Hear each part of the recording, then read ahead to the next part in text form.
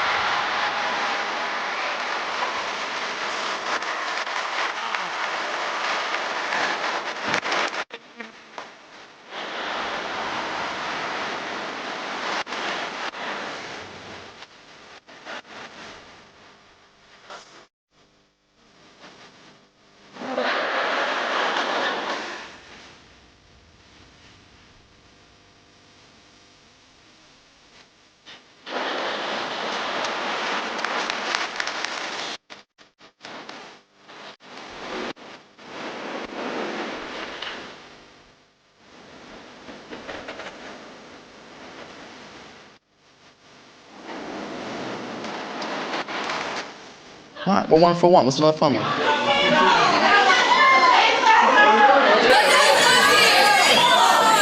Do you have a fun one? What is it? He's taking hormone therapy, but meanwhile he's huge and does steroids. Ooh. This is gonna get cancelable. Let's do it. So you said when he says he's on hormone therapy, but he's just fucking jacked. So hormone therapy, what's that supposed to do? Balance it out, basically? So what, he says he has too much like natural testosterone? No, he doesn't have enough. He doesn't have enough? Okay, how long have you been seeing this man? 25 years? What? Where'd you meet him? You met him when you guys were kids. So he tells you he's going on hormone therapy to get more testosterone, but you think he's on steroids? You know so? Did you find them? Yes. Could you get me some? I'm trying to get in gay shape, dog. Let's go. I'm taking all the shortcuts.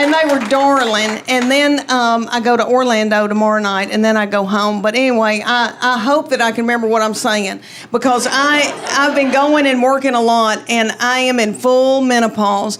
I do a podcast called Sweaty and Pissed. Thank you. Thank you. Sweaty and Pissed, Menopause, and more. So, for instance, Nick, one of the episodes is called Vaginal Dryness. And vaginal dryness and pinto beans. So, my nurse practitioner, I do it with her, and she's brilliant. So she talks about the medical part, and I talk about pinto beans. But anyway, she just did my annual, and I'm 54 years old, and she said, Lynn, you got to take that IUD out. It's time. You're old and crusty, and you don't need it anymore. And it hurt my feelings, because I always thought I'd be able to have children as long as I lived, which was crazy, because I'm 54, I'd leave a baby at Target by accident. But anyway, she put on a big headlamp, went in and got it, and then let me borrow it later for a hike. But let me tell y'all, my husband never had a vasectomy, and he said, I'm not going to get one, Liam, because what if something happens to you? I know, and I need to marry a young woman, and she wants children. And I said, bless her heart. I'll pray for her. Please don't put a tight budget on her like you have me.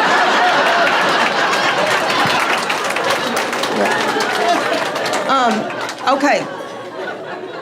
My husband and I are empty nesters. These children walked off and left me with their daddy, and he is so not fun. Because he's got to make a living. He's got to make a living, and all that money going out. Everybody's getting their eyebrows waxed and stuff like that. So, and you know, kids walk out of a room, they don't turn the lights out when they leave, and that makes a man a butthole.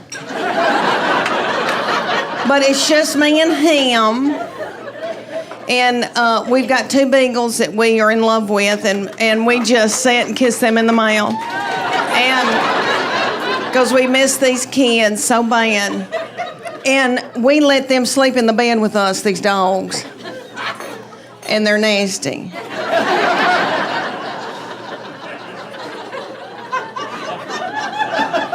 He looks smart.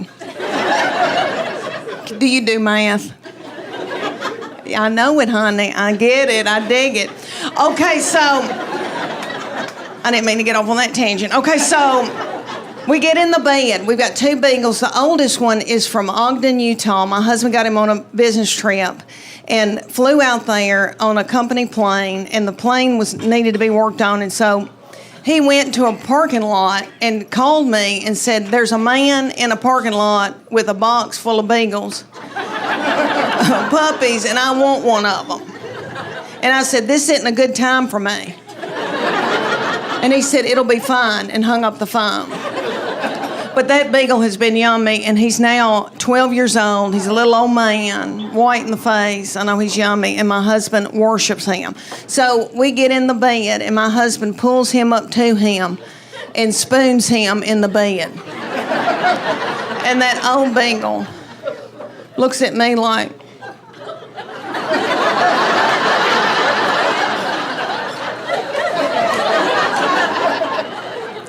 I don't want him. I want you. And I say, hold on. And when my husband drifts off to sleep, then that old beagle scooches over and gets in the crook of my legs. All right, and he's a hot, hairy beagle. I'm in full menopause. So menopause, for y'all that are not haven't gone through it yet, you feel like you're being microwaved from within. And it comes out the top of your head. And it's really bad at night. It's covers off, covers on, covers off, covers on. It makes you bitter. Okay, so anyway, he scooches over and gets in the crook of my leg. So I end up on a king-size bed, about this much room. Then the little beagle, who's a pocket beagle named Gigi, who is yummy, she gets in the bed, turns around several times, bangs her little butthole up against my face. And I don't care because I love her. And I just want to sleep, and it's not going to happen. Because when you're in menopause, you don't sleep. And I don't want to get hooked on dope. So I take melatonin, passion flower, GABA, L-theanine, valerian root, and pray to the dear Lord that I can fall asleep. And just when I get in a deep REM, my husband, about 2 o'clock in the morning, I don't know what happens, but he jostles awake, reaches over, and grabs one of my breasts.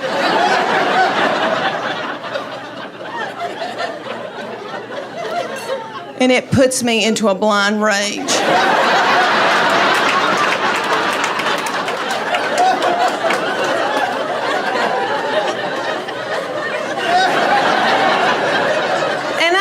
You boys need that. And that's the way God made y'all. And when I get to heaven, I'm going to ask him about it. That's how y'all show love. But I say to my husband, I know you want to do it, and I'll do it. I'll do it. But can we do it before 10 o'clock? When I know my name, and I know your name. But I waller in the bed all night. I waller. Do y'all know anybody from Tennessee? Do I need an interpreter? Oh, okay. We say words like waller. We waller dogs and waller babies, and I'm wallering in the bed all night. And then I get up the next morning, and I think, oh, I'm going to clean out a closet. I hadn't slept one bit. This Fitbit says to me, you hadn't slept, girl. Okay, so I go to clean out a closet, and I end up in the driveway, and I don't even know how I got there. Let me tell you boys up here in Naples, y'all, I saw these fancy cars out here. My husband is very, very tight with money. Let me tell y'all that I'm driving a 2009 white Honda Pilot that's got 235,000 miles on it. Last year, lights started coming on saying, get out, Leanne.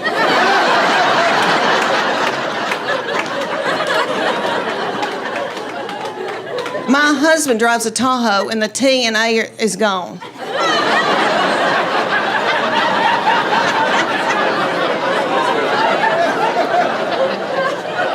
He is very tight and has been saving for our retirement since he was 26 years old. I know. I hope I can live to enjoy it. But he doesn't like to spend money. So anyway, I need to get a new car, and I've been looking out here in this parking lot. If God forbid something happened to him, I'd go on Weight Watchers and come down here.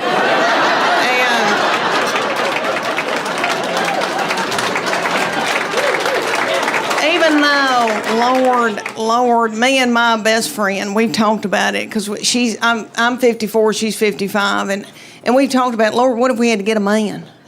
What if we had to get out here and date? I mean, it would cost me $1,000 just for the grooming. I've got something wrong with this toe. Toenail. I need to be on Lamisil. It's thick. Oh, if I had to get out here. She loves her husband, but she said, oh, well, if I had to, I guess I could show somebody my left breast. She said, it looks okay. Oh, y'all, all right, let me tell y'all that I've got 3 children I'm in love with, and I wanted more. And I told their daddy I want a 4th baby, and he said, y'all are sucking the financial life out of me. So he bought me a dachshund. We were living down in Texas, and she was a doll baby, and she lived to be a little old woman, and And she had thyroid issues, and so did I. And so we had to get on thyroid medication at the same time. And we both gained a lot of weight. And I was walking her in our neighborhood, and a little girl came out and said, "Can I pet your groundhog?" But anyway, all right. The 3 children I did get to have been a blessing, and I'm in love with them. I've got a boy and 2 girls. And my boy has been so much easier to raise. Who do you think's easier to raise? Is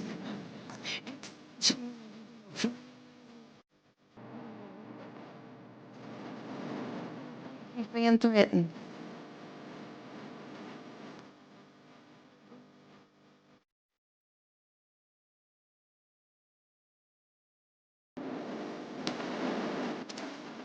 It's been so easy, and I got to tell y'all, I think firstborn they are, they're want to please you and that kind of thing. But he was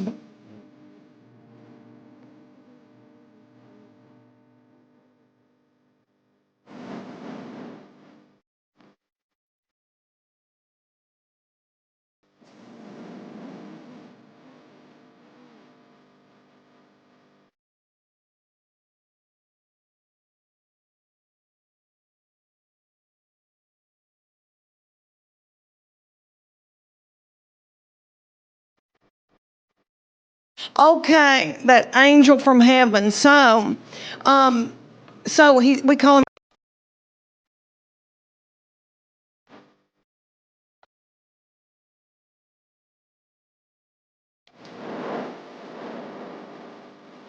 but we've been washing the blood. But anyway, so my boy has.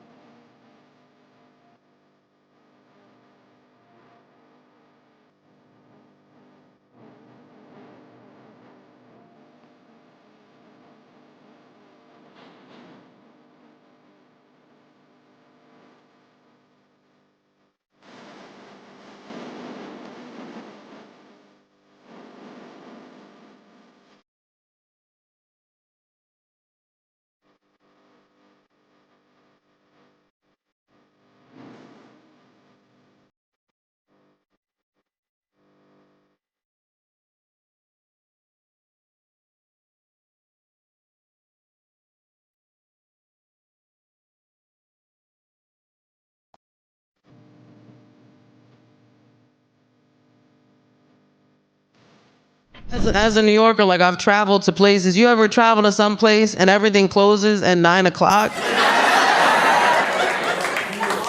I was at a hotel and I got there at like 11 o'clock at night and I said, "Hey, what's open to eat?" And they were like,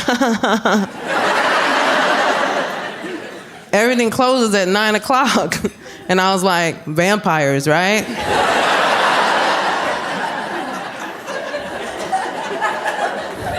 That could be the only logical explanation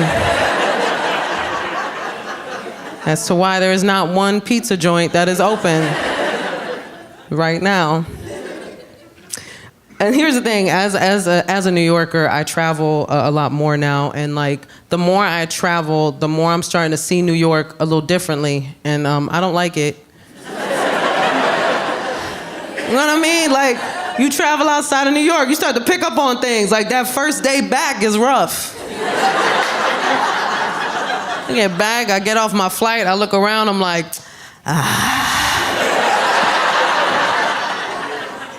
it is kind of nasty.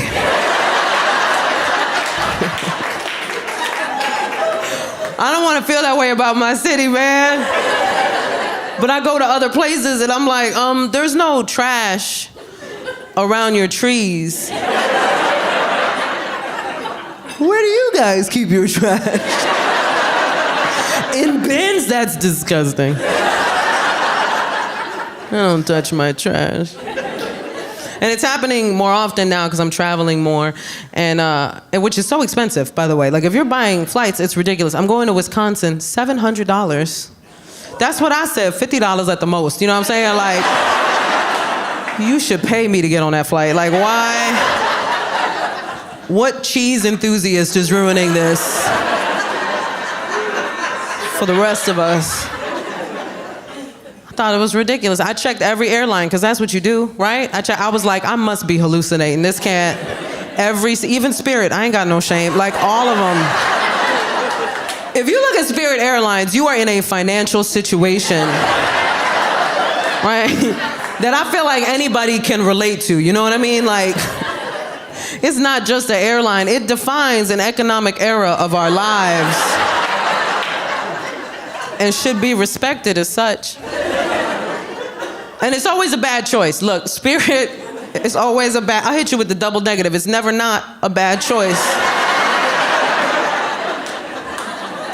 You know it is. You know it's a bad choice, because you see the price right there, and you still gotta talk yourself into that flight. Because I saw the price. I was like, woo! $27. That's less than I thought. I started giving myself reasons. I was like, come on now, nobody's hijacking a Spirit plane. Like, you're safe. Even if someone did, every passenger on that flight would be like, you thought you was the only one that bought a gun? Like, you really thought? It's a Spirit Airlines, sir. Nuck if you buck, Hans Gruber.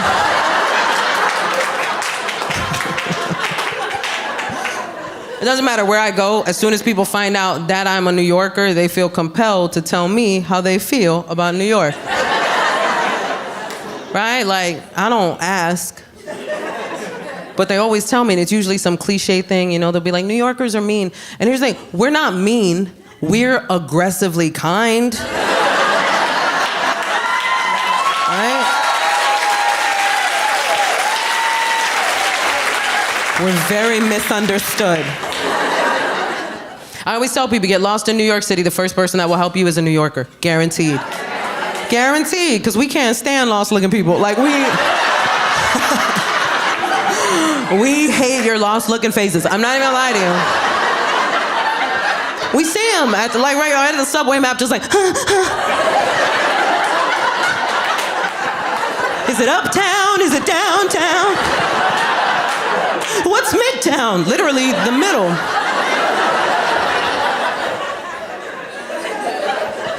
I just picture them like panicked at the map, and then like out of the darkness, they hear a voice. Where you trying to go? That is one word in New York City. Where you trying to go? No breaks. You've been looking at the map for 5 minutes. Where you trying to go? I'm trying to help you get out of my way. You've been in my way 5 minutes. Look at this map.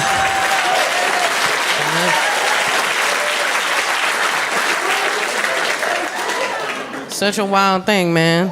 And people in New York, like, here's the thing about New York City. Like, if you have a bad time in New York City, I feel like that's because you didn't know the rules before you got here. You gotta know the rules before you get here, man. Every city has rules, right? And one of the cardinal rules of New York City, mind your business. It should say that when you land in New York. Welcome to New York, mind your business. Right? That's what forget about it means. It means forget what you just saw. Because what happens in Vegas stays in Vegas, but what happens in New York never happened. Why you snitching? Like, why would you say anything? I had to teach my husband this lesson. My husband is a white boy from the Midwest. Thank you so much. I'm a Puerto Rican girl from the South Bronx, man. Like, hey.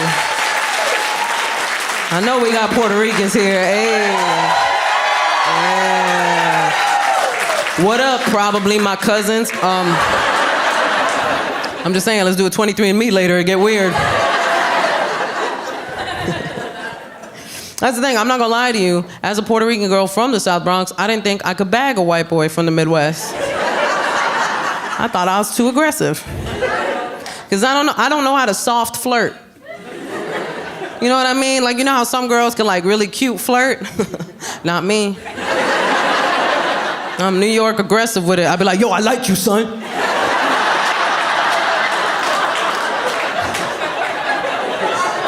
You trying to do this? Hey, yo, you trying to smash? Turns out he liked it. He was like, I'm scared, I'm gonna follow her. But I'm not gonna lie to you, man, moving from the Midwest to New York, what a culture shock. I couldn't start him in the South Bronx, you know what I mean? Like, I couldn't. That's not a starter borough, you know what I'm saying? Like, that's...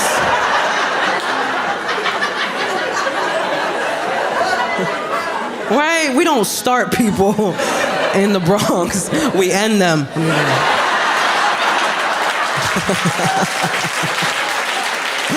Don't shoot the messenger. Although we do. We shoot the messenger. Nobody getting messages. But we found a nice starter borough. Astoria, Queens. Great starter borough, right? We moved there, man. I showed him all the artisan coffee shops. I was like, look, your people did that.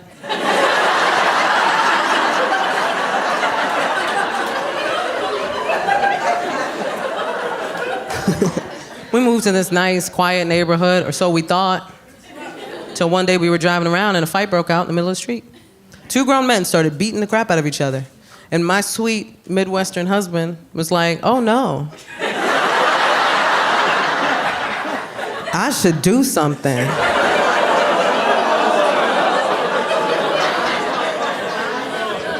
I was like, if you don't roll up your window right now, I'll fist fight you myself. I was like, what you gonna do, Captain America? You gonna fight two grown men? You have psoriatic arthritis, take a seat. I'll tell you what's about to happen. I'm about to watch you get jumped. That's what's about to happen. And I'm gonna watch, because I know how to mind my business. I already learned. This is your lesson, baby, not mine.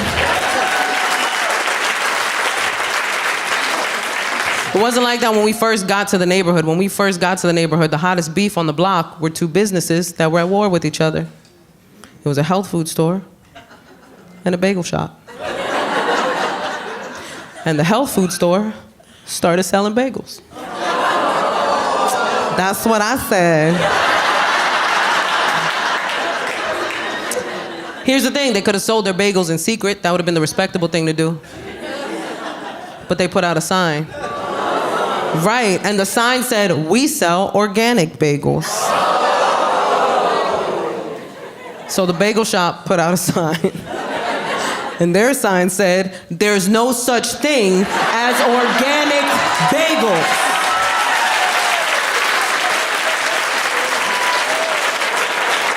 I saw that, I was like, the block is hot! It's hot in these streets. My favorite thing is like, people still, no matter how crazy it is in New York, people still want to come to New York. They still want to come. People dream of coming to New York. They always tell me it's my dream of going to New York City. And we know why. New Yorkers, we know why. You want something crazy to happen. You want to see something wild. You want your weird New York story. I always tell them, come. It'll happen. We aim to please. The homeless will always provide. I'm sorry, the unhoused. Cupcake? Cupcake? I don't know.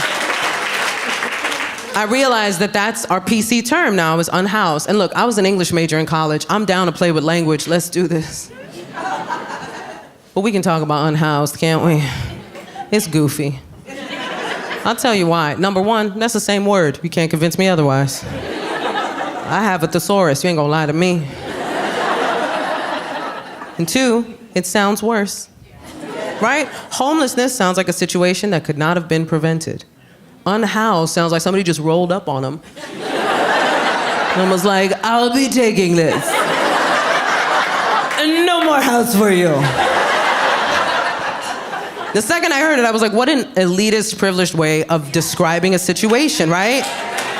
Right, you can hear it right away. Did you hear about Janice? She was recently unhoused.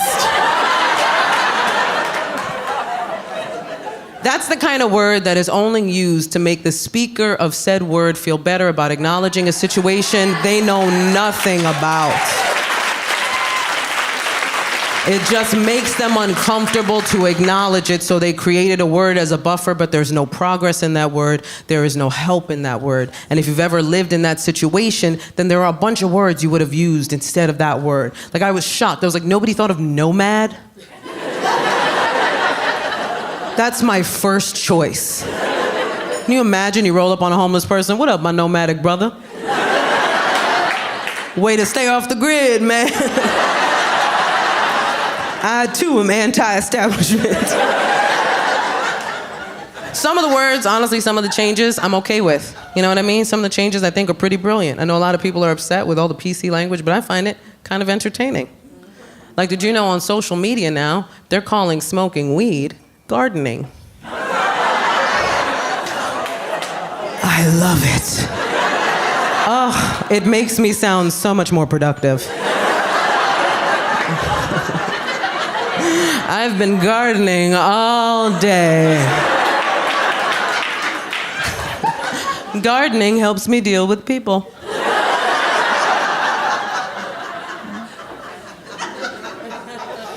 You know, it doesn't matter how crazy New York gets, it's still a vibe. It's still a city that has its energy.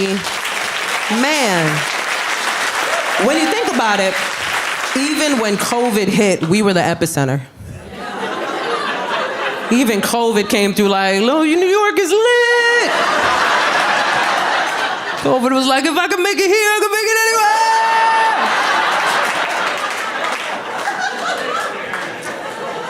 anywhere. Lived its best life. I remember when they released us,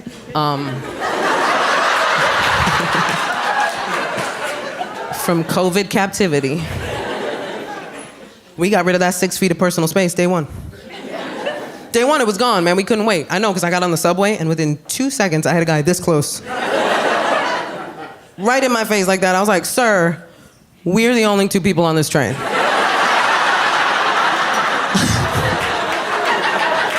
I feel like there's a lot of options you're not taking. But where you trying to go? I thought he was lost for like a second. Maybe he thought I was the map. I didn't know how weird it was to tell people I was from Florida till I moved. We got a reputation, y'all. It's bad. You know what I'm saying? Because we're a weird place. Like, let's be honest. Florida's like the Kanye of the 50 states. Like, let's be honest, you know? It's like when I was young, I loved it. But the older I get, the more I'm like, I don't know if I could defend everything it's doing. You feel where I'm coming from? Florida and Kanye just have so many similarities when it comes to like how hard they are to root for. Does that make sense? It's like, yeah, they're both creative. They both love women with big booties, but they both tried to make the Confederate flag cool. It's like, I don't know. Mistakes were made. It's a tough thing to defend. That's all I'm getting at. I still get defensive for Florida. When I'm on the road, I actually do. I get defensive all the time. I just don't like it when people try to make it sound like all the crazy shit in the country only happens here. I'm like, get the fuck out of here with that. Let's stop acting like you haven't been in your hometown and you're walking down the street and you saw some dude that made you go, oh, Jesus Christ, avoid that fucking guy. Oh my God. Was his dick sticking out his back pocket? Jesus, you saw that, right? It's just crazy to me. And then people try to cite Florida man stories as if that's the end all be all. Get the fuck out of here. They're like, well, what about Florida man? I hate that they say it as if all the other people in Florida aren't reading it thinking the exact same shit as them. It's like, well, what about Florida man? It's like, what about that nigga? He's crazy. Well, what about Florida man? He's out of his mind. I agree with you. It's so weird that they bring that up, you know what I mean? Because what's the easiest way to explain this? It's just, with Florida man stories, they don't make sense to me because they make it sound like what do they think we're thinking as we read it? Like, we're not relating. Like, none of us are reading a Florida man story, all these crimes, and going, nice, he finally did it. Oh, shit. All right, yeah. Dude, follow your dreams, baby. Jerry always said he wanted to throw an alligator through a drive-through window. And they told him he couldn't do it, but he persevered. It's so ridiculous, man. And then you'll hear people say like these dumb arguments. They'll be like, well, if our states are so crazy, why don't we hear as much about us? I asked the prosecutor. I'll tell you why. Did you know that everything that goes to court in this country is public record? Anything that goes to court, you can look it up if you know how. But, and this is what I didn't know, every state uses a different site. And it just so happens, according to this prosecutor, Florida has one of the easiest sites to search public records for, even if you have no experience looking up public records. So, you could do like a keyword search. You could go meth, eat, face.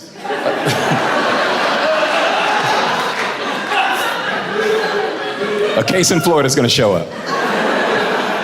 But you could do that exact same search in another state. The case exists and it doesn't show up unless you know how to pry deeper to make it come out. Do you understand what I'm saying? The other states aren't less crazy. They're just better at keeping secrets. That's all it is. They're Bruce Jenner. We're Caitlyn. That's it. That's literally all we're talking about here. And I just don't like when they try to make it sound like it's only here. Have you read your news? I have.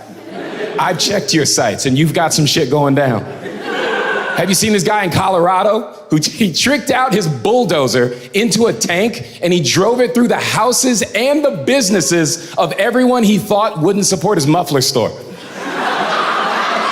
You want to talk about Colorado, man?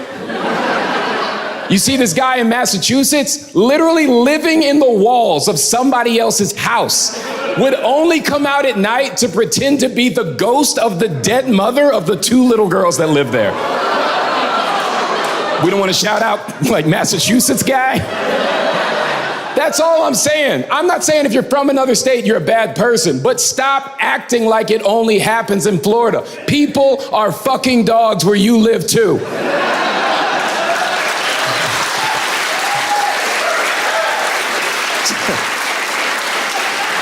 That's a weird point to rally a crowd around, you know? Oh my God, dude. It does feel good to be back, man. Crazy people are everywhere, though. Be real. They don't hide behind the state lines. They're like, no, we're everywhere. You see the story about this cop in St. Louis? Cop in St. Louis sued his own precinct because his boss told him, on the clock, by the way, tone down your gayness. That is a direct quote. Tone down your gayness, his boss said to him with an HR department. Are you out of your fucking mind? But that was a direct quote. That's what he told him. So this cop sues the department. He wins the case, as he should, by the way. You know how much he was awarded? $19 million. You hear what I just heard? I can tell you what I just heard. I have not been acting gay enough at my work.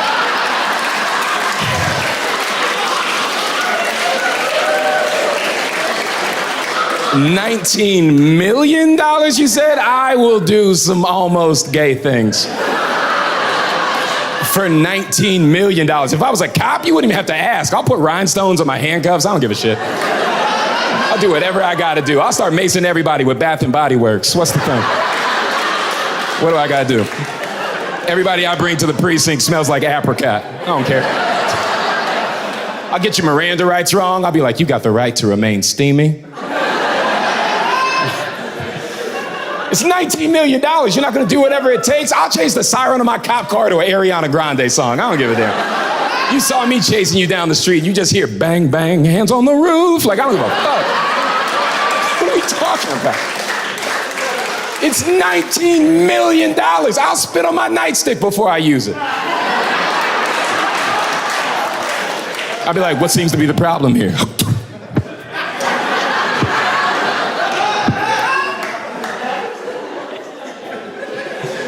I'm just saying, that's a lot of money. I'm not gay or a cop. I want to be both of those things. Crazy people are everywhere. That's the only point I'm trying to make here. I don't like...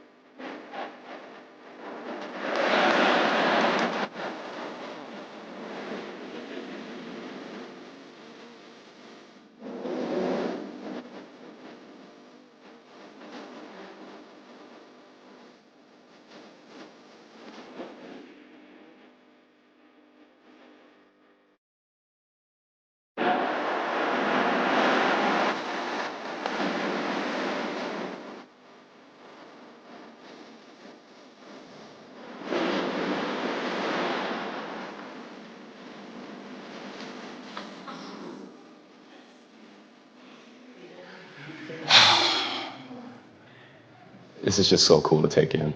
It's just like,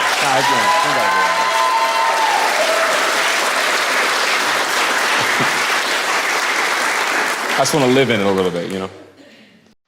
I read an article.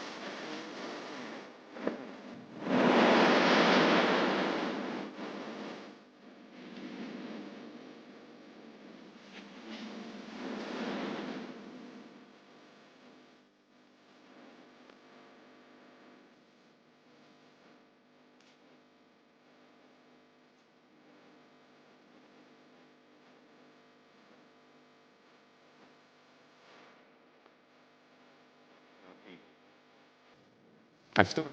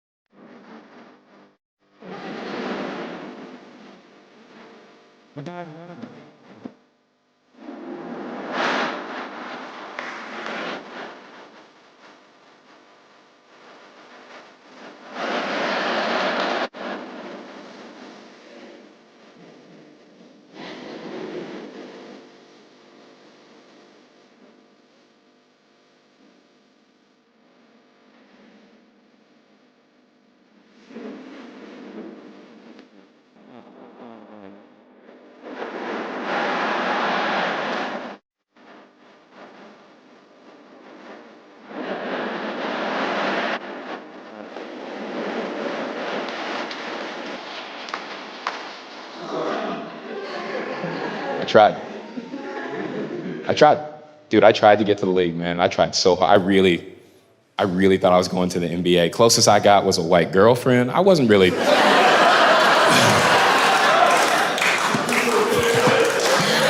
I mean, the scouts were like, that's a good start. Now next, we want you to stop this guy from scoring. I'm like, I mean, I'll try, but I'm better at the first thing. I'm 47 years old, and I've been blessed with a healthy, happy relationship for sneaking up on 18 years, which is amazing and wonderful. And also, P.S., it's not fucking Disneyland. Like, we're two people living together. Any two people maintaining a close relationship, you're gonna like scream at each other at some point about who left the lid off the Tupperware. That's how people work. So I mean, whether it's your mom and dad or your roommate or your sibling or your spouse, getting 10 years under your belt is astonishing. Now, a good friend of mine has not been so lucky. He got married around the same time, and his relationship ended recently. So he's doing his best, but he's at this weird middle-aged place where he has to start dating again. And it's tricky because when we were young, finding the loves of our lives, they didn't call it dating, they called it courting. We didn't have the internet, let alone smartphones and all that, so you had to actually just imagine you had to take your body to another place where other people had brought their bodies so that the bodies could assess one another, which is inconvenient, certainly, but it has its advantages, one of which is you can use all 5 senses when you're actually in the physical proximity of the people you're considering. So maybe they look and sound great, but they don't smell so friendly. Your phone can't tell you that. But he's being told that he needs to use modern technology. When we were young, you would just basically go to a barn raising or a hog killing. At a barn raising, that's hard work. So you just wait and see who's the last person standing, and you marry that son of a bitch. And at a hog killing, it doesn't take long for the ground to be covered in gore and effluvia, and everybody ends up slipping into somebody's arms, and that becomes your spouse. It was a much simpler time. Now they're telling him he's got to use these social dating apps. Now I'm from Los Angeles, so I'm going to lay a little 411 on you. Apps is short for applications. That's just the beginning. What I'm gonna throw down here, you can trust, is totally super 100 fire emoji. My shit is tight AF. But you know the apps I'm talking about: Tinder for straight couples, Grindr for gay men. There's a new one called Attractor, which is for lonely farmers. I can only imagine. And he's trying it, and I have good friends that found romance, so it's not to say it can't be done, but my friend, who's old-fashioned, he's said that it feels cheap. He feels like he's shopping for shoes, and he needs to go places to meet people, so he's been looking for things to go to, among which he found in downtown LA a workshop called Bake Amazing Cookies. And I say, let me stop you right there, Richard. Of course you should go to Bake Amazing Cookies. That's the trick. It's gonna work out way better if they find you, because if you're out there on the make, you're trying too hard, it's never gonna work out. But if they find you, and the way to get them to find you is to trick yourself into forgetting you want them to find you, and the way to do that is to engage in something that you love so passionately that you forget. You're like, oh, fuck, the whole field of melons. What's that? Oh, yes, hi, I am single. Now, I have to be conclusive proof of this theory. I'm going to use this chair because I'm married so fucking far up. Okay, let's see. Remember where this hand is. That's how far up I married. And I still can't wrap my head around it, so let me set the scene for you just a little bit. Let me take you all the way back to the year 2000, when my wife Megan and I met doing a play in Los Angeles. Megan had just finished the first 2 seasons of the Will and Grace television program. You're goddamn right about that. Now, in the year 2000, television was created by companies called networks, and they would make packages of episodes they called seasons. Trust me, look it up. Each season generally consisted of 24 episodes. So she had finished the first 48 episodes of Will and Grace, or the equivalent of 8 seasons of Aziz's show.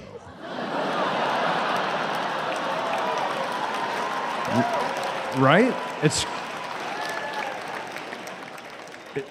It's a crazily different, quantifiable time. So across these first 2 seasons, Will and Grace had become, they'd gone through the quickening of the Highlander, where like they had become the stag and run across the beach with Sean Connery, and the world was like, holy shit, you are the greatest. And they had become the celebrated comedy legends we know them to be. Megan, in fact, was about to win her first Emmy a few months after we met.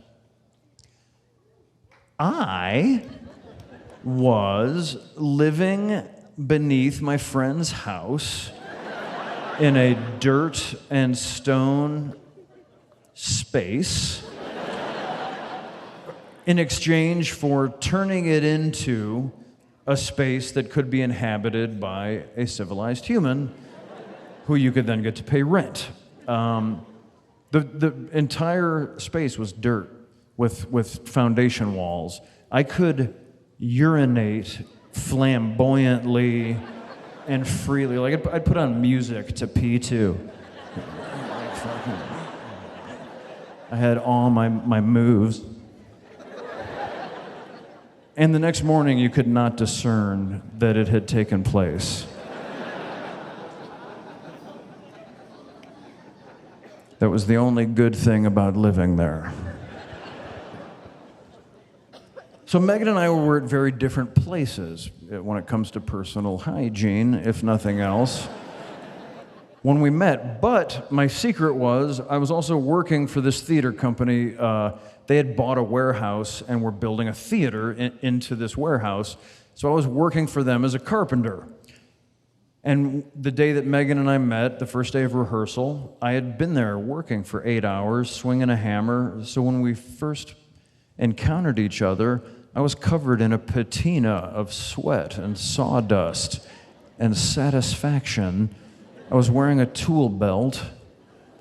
And so I can't, this is my best speculative guess. I can only imagine that whatever glow was coming off of my ursine features, because I had just built a stage, had to somehow sway her. And so combining that knowledge and trying to justify it with the experience of seeing myself in a mirror, it's just really hard to reconcile. And so I said to my friend, of course you should go to fucking Bake Amazing Cookies, because guess who's not coming to Bake Amazing Cookies? Married people. It's gonna be single people, either out for fun, baking freaks, but probably people looking for romance. You're gonna be in some cool room that's going to be warm and thickly redolent of baking cookies. Even if you strike out and don't find romance, the worst case scenario is you'll have tricked yourself into baking delicious cookies. Again, it's all looking away from the fucking phone and looking into life and where nature is in life. That's look inside yourself, see what you can nourish and cause to fully bush. And maybe it's fruit, maybe it's vegetable, maybe it's weavable, maybe it's smokable. Whatever it is, someone might want to consume it. Or you just eat cookies.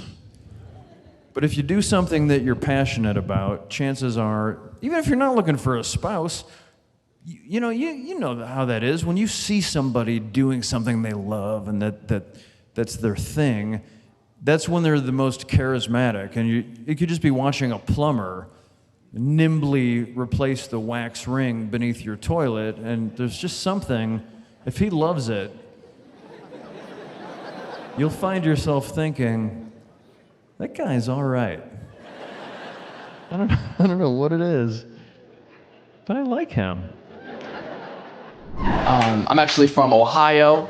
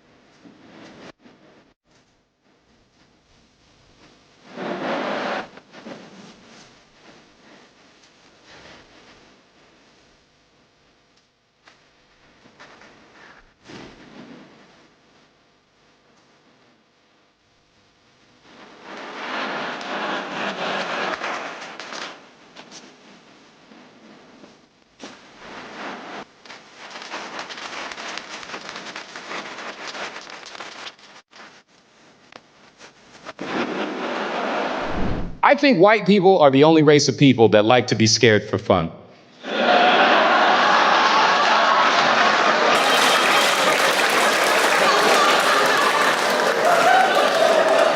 Like, you feel me? Not an attack. Doesn't make you bad. Makes you interesting. But not bad, but bungee jumping, skydiving, swimming with sharks, these are torture tactics. Some of you pay for them. That's a curveball.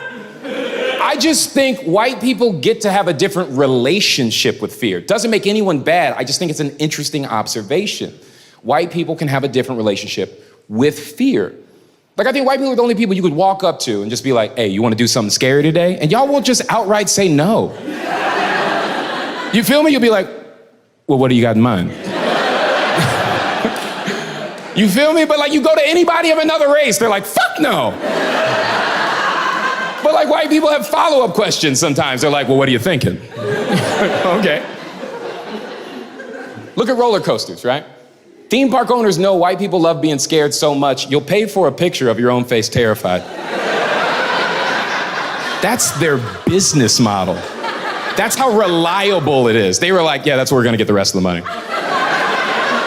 I've been in so many white homes and seen a framed picture of the entire family terrified. Why? Why is that even a thing? I haven't been in one black family's home and seen a picture of 4 black people absolutely terrified. And they're like, yeah, that's the time I got stuck up at gunpoint, right there. That's us. This is where I tried to sell my kids for my own life. So wild to me, man. And understand what I'm saying, because I understand I'm generally speaking, right? I'm speaking in generalities. I understand there's special case scenarios for everything. So please, like, I'm not being irresponsible with this. Just be on the same page with me. I'm just saying, generally speaking, though, that kind of holds true. I'm saying, generally speaking, I feel like white people feel fear so rarely that y'all schedule it as a vacation activity. Like, you feel what I'm saying? Like, literally put it on a schedule. You're like, at 12, we're gonna have lunch. At 1, we're gonna pet a tiger. You're like, what the fuck are you talking about? A tiger? Huh? You know what no one black has ever said to me? I wanna go on a safari. Not once. I got so many black friends, no one's ever wanted to go. It's our country, and we're like, nah. But I have so many white friends that want to go. Doesn't make them bad. I'm just saying it's an interesting difference that you can spot and go, oh shit, okay. Why doesn't the safari sound insane to everybody? I didn't realize it was something we were so like polarized on. I thought we were all of the same mind, like that's fucking crazy. And apparently we don't agree. I never understood like why it isn't crazy. You want to go to the zoo without the walls? That's what we want to do? You want to take away my favorite part of the zoo? The part where they can't get me? That's what we're taking away? Oh, all right. Every time I go to the zoo, people are looking at the animals. I'm looking at the structures. I'm like, that's a good wall. Like that net. Love that glass. I've never understood it. Why doesn't a safari sound dangerous to everybody? It's not even a safe web browser. You feel me? You ever open up Safari in front of somebody with Firefox? They're like, what the fuck are you doing, man? They make it sound like you just fucked a hooker with no condom. They're like, well, close it, throw it away. Who knows what's in there now? It's so wild to me. I'll entertain it. Like, I'll talk to my white friends. Their defenses are so bad. And I'm not saying these are all white people's defenses. I'm saying you wouldn't want to be represented by my white friends. That's what I'm saying. The stuff they argue, I go, that's a bad one. They'd be like, just go on a safari. You're going to be fine. I'm like, based on what? They're like, you got a tour guide. I'm like, that nigga's not a wall. It's like, what do you think's gonna happen if a lion saw us and was like, oh, I'm about to eat these motherfuckers? You think he's just gonna be coming at y'all and be like, oh shit, they brought the guy. God damn it. Hey, wrap it up, guys. They brought the fucking guy. You don't think the lion just sees more food? That's what I can't get. Like, that's not how your brain works. You think if a lion saw a black tour guide and 2 white tourists, you don't think he's going, oh shit, dark meat and mashed potatoes? Oh, fuck. Looks like KFC came to me. Like, what are we talking about, you know? What do you think the tour guide's gonna do? Entertain it for a second. You don't think that's just a guy on the clock? You think that guy actually cares about your livelihood? A lion's coming at y'all, he sees it. You think this dude's just gonna step in the way? Oh, no, no, no, no, no, lion. No, no, no, lion. Not today, lion. You eat zebra, lion. Zebra, black and white. These people, just white, no good. No good. That's why we bring you mixed kid. Blade! Blade! Where has Blade gone?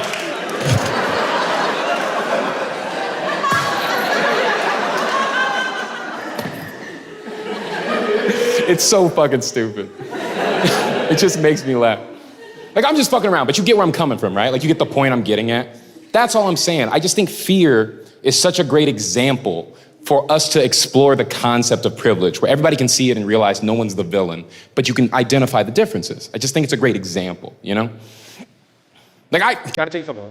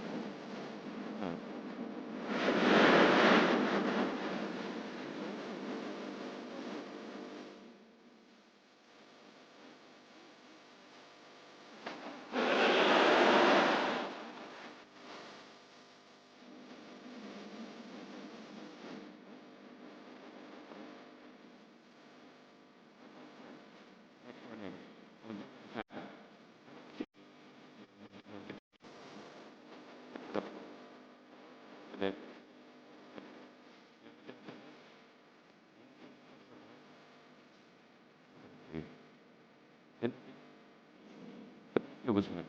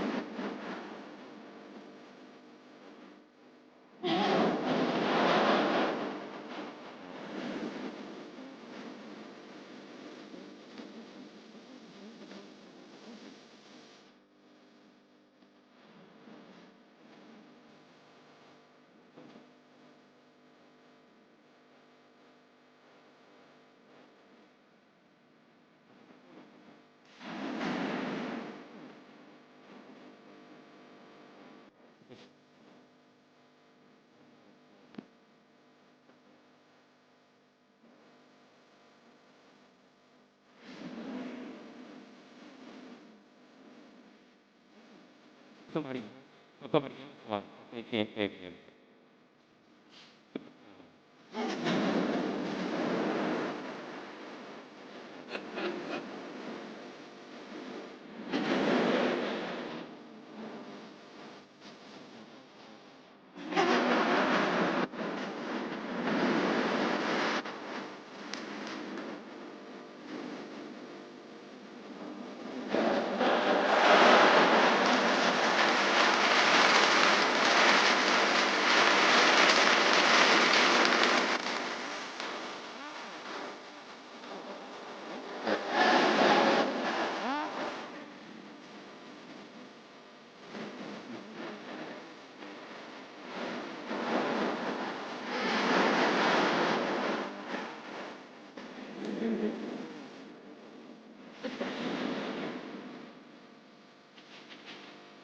I don't know when I started caring about all this kind of shit. If you saw my show like 5 years ago, I wasn't talking about nothing like this, you know? I don't know what happens. I got older, I don't know, started voting.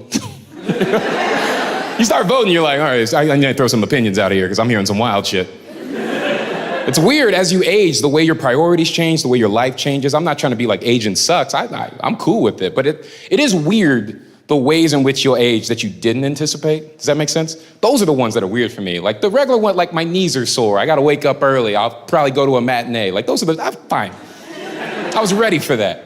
But the weird ones where I'm like, nobody told me that was part of it. What the fuck is going on with me? Like the other day I heard a rap song I couldn't relate to one part of. I was like, what the fuck was that? That's a weird moment of self-realization. Look, I don't know if you've ever been black before. I've done it my whole life. Yeah. If you hear an entire rap song and you end up going, shit, I don't think any of that was for me. What a weird moment in your black existence of like, where do I fit into this? I still remember what the guy said. I swear to God, I think you'll relate. I remember he went, I got an actress on my mattress. I'm gonna hit it 3 times in one night. That's a hat trick. And my brain just went, exhausting. That's all I felt. 3 times in one night, I was like, not for me. That's crazy. 3 times, bruh, you don't got work in the morning? Nobody's pussy's better than sleep. I'll tell you right now. And that's not an attack. The older you get, the truer that rings, and you fucking know it. That's not an attack. Ladies, I'm sure your pussy's great. Sleep is good. I like sleep more than sex, and it ain't even close. I know that. You know how I know I like sleep more than sex? I go to sleep every day. I don't miss one.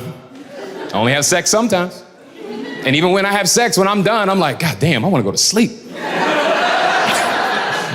If that song was about me, it would have been like, I got an actress on my mattress. I'm gonna hit it one time, then I'm napping. That's my entire... I'm like, yo, hey. Trying to hit them NyQuil bars, bruh. I just think it's so weird to see the things that make you change as you get older. I think it's weird to look at other people your age and see the shit they care about versus the shit you care about. You ever seen that? You're on Facebook and you're like, what are they fucking ranting about? You ever have those moments where like, this is the hill you want to die on? This is the cause you stand for of all the things? Have you seen this group of people that's trying to get Disney's Snow White canceled?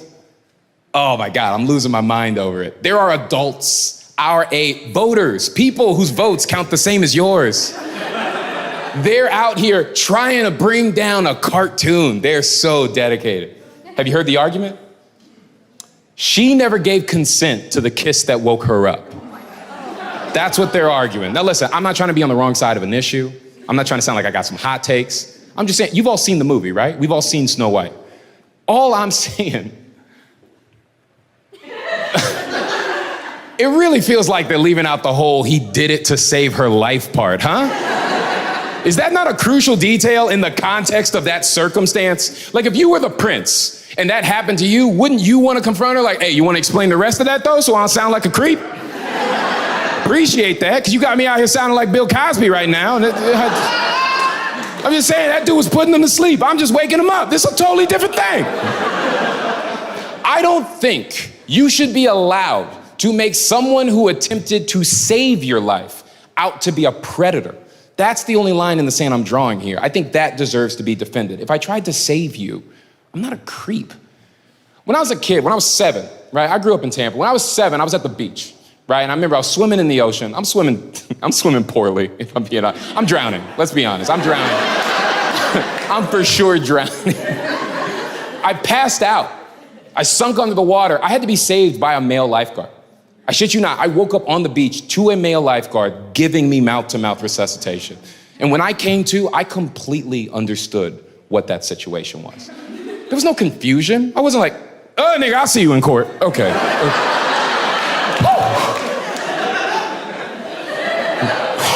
You ever heard of Me Too? Well, Me 3 now, bro.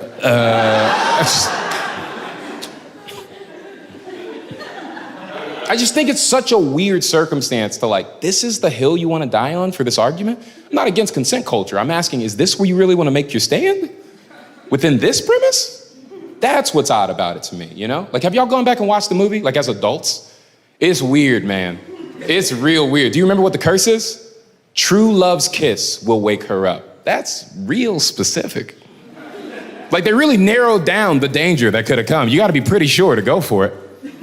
It's not like they went, hey man, first one to kiss her gets to keep her.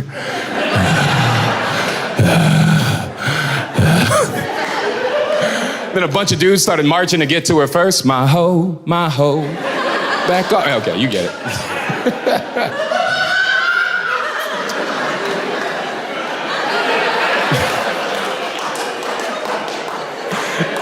I'm just saying, it's just such a weird place to make your argument. And I can understand, to be clear, I can understand where you're coming from if you were just like, I just wish it wasn't a kiss that he had to do to save her. I can appreciate that. I'm just saying, but can you stop making it sound like he squeezed a titty when he did it? That's more where I'm coming from, you know? I want to make this very clear, because this is a tricky topic to make jokes about, obviously. At the end of the day, I understand my place within this premise, right? I'm a man lightly making jokes about sexual assault. I understand that. And I can never put myself in the position of a woman in relation to a topic like this. I understand that. All I can do is empathize the best I can from the perspective that I have. And that's as a black man in this country. And I'm just saying, as a black man in this country, I don't get what you're talking about. Let me say hypothetically, right? Hypothetically speaking, I'm in a coma. I'm dying.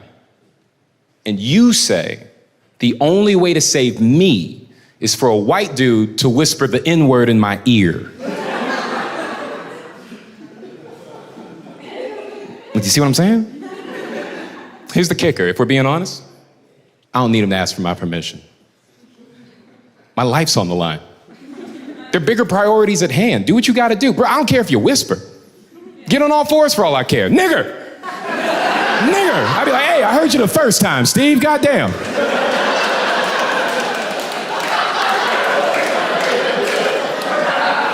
Can you give me a sec to wake up? I take a second. No, I appreciate what you're trying to do, but we're gonna talk about that second one. You don't get to call me two niggers, and then y'all would say, look at my army foreman, dog. Look at us. That's how you fucking do it. That's a weird example. Let me give you a better one. I just wanted to see what you were gonna do. Let's say hypothetically, I'm in a coma, and I'm dying. And you say, the only way to save me is true love's kiss, just like the movie. I assume y'all would want that handled the exact same way I would want that handled. I would want somebody to go round up everybody in town, form a line, take my weekend at Bernie's body, prop that shit up in a kissing booth, put some cool ass shades on that motherfucker, look back at the line and go, all right, everybody without herpes goes first. You feel me? Is that not what you would want? Like, let's be real for a second. I want to make it very clear. I am not against consent culture. On the contrary, couldn't be more for it. But that's not the place to make your stand. I do think after all of the allegations we've heard from women over the last couple of years, men should be making more of a point to showcase to women how much we do have your backs, how much you are going to see like a change in the behavior you've been encountering, even if we're not the individuals responsible for it. What I'm getting at is that we need to show that we have your backs. You feel me? But the question then becomes, how do we show you that? Here's what I'm pitching. Men, start making consent your biggest kink. Take a sec, process what I'm saying. Start making consent the kinkiest shit that you're into.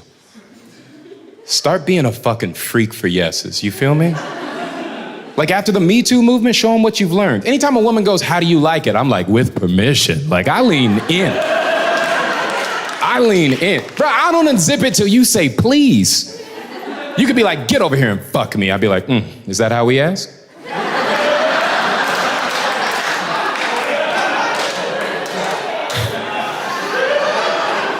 At this point, having sex with me is like binge watching Netflix. Every so often, I interrupt the flow just to be like, do you still want this?